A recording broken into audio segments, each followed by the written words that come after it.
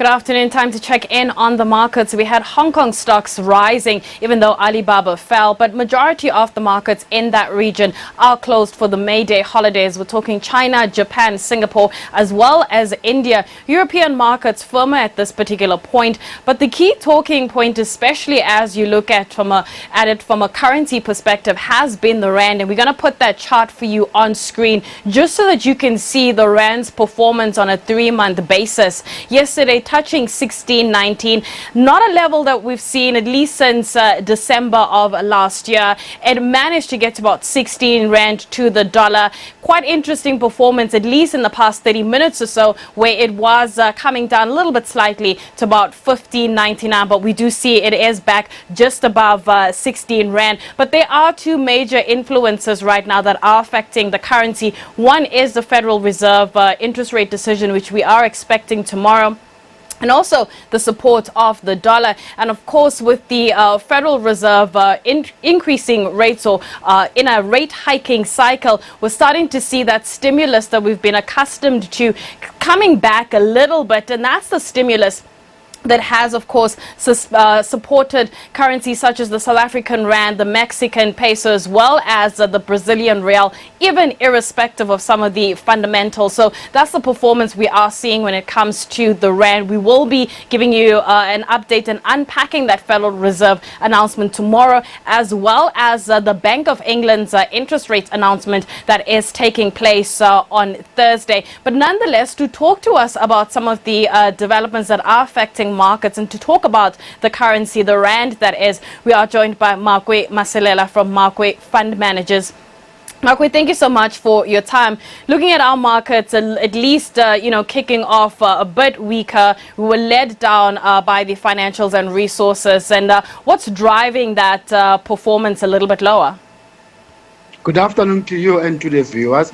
I think ourselves, just like the UK markets, are playing more of a catch-up because we were closed yesterday for the holiday. Because look at other markets, in Europe, they are up, after they've seen a nice reversal that came from the US markets. But with more of a catch-up that we are playing, reacting to the poor economic numbers that came out of China, their PMI numbers, both for manufacturing and non-manufacturing. And you look not just only our financials, which I think were driven badly down by the fact that the rand has been weakening, though we've seen that it managed to gain some of those lost ground. But so far, the rand is not looking okay. But also look at our industrials and our basic resources. They continue to be down. So I think it's a question of reacting to that bad economic data that came out yesterday from China because we were closed for the day.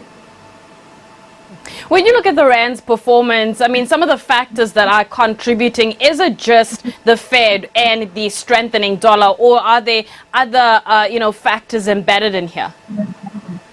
Just to put it in perspective, as you said, just for the year, the rand, if you compare it up until last week, Friday closed, the rand has just strengthened by 6 cents because it started the year at 15.86, then it ended by Friday at 15.80. But we've seen this morning that the rand was just much weaker. But so far, we're just still below 16 to the US dollar. But just for the month of April, the rand itself is down almost 7%. And today we can see that managed to regain lost ground. But I think commodity prices are also helping when it comes to the rand. Also, the rand might also piggyback on what is happening with the Australian dollar after they've increased interest rates much higher than expected, and we've seen the Australian dollar strengthening. Remember, the Australian dollar, just like the rand, they are all what we call commodity currencies.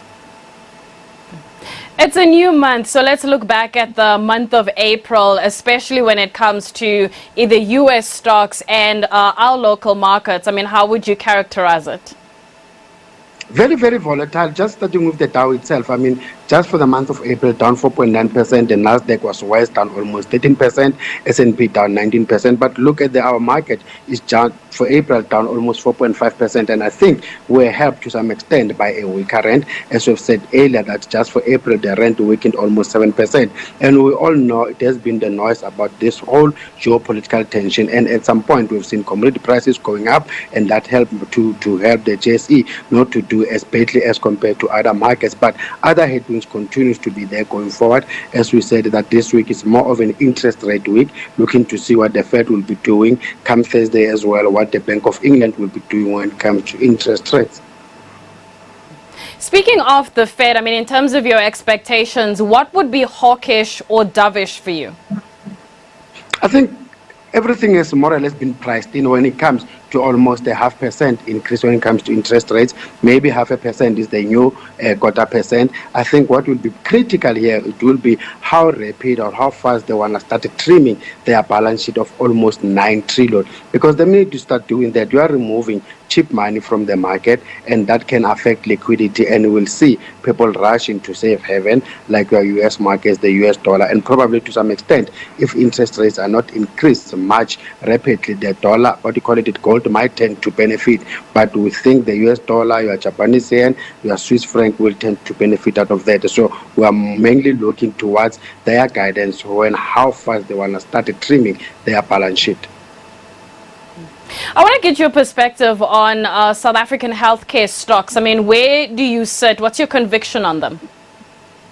Depending what happens with COVID going forward, and so far signs are COVID has more or less stabilized. So far, we expect those stocks, we know their PEs are around 20 or so, and then all of them, they pay a dividend other than Mediclinic, which is not paying anything. But we know people had to reschedule, some of the operations that they had to do because they were worried about COVID. We know that the very same companies as well, they had to incur extra costs because they had to make provision for some COVID expenses. So once things starts normalizing, probably the guys will start making good money going forward. And the likes of those who are also operating internationally will tend to benefit from that as well. Here we're talking the likes of Mediclinic. So it's not too shabby going forward, but it all depends on whether will people be prepared to go back and do those kind of surgeries that they had to reschedule before because they were worried about COVID-19.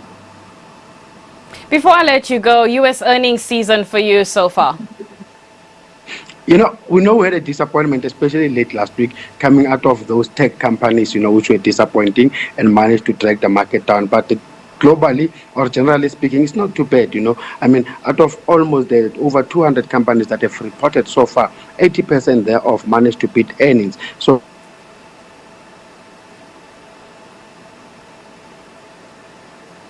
beat expectations.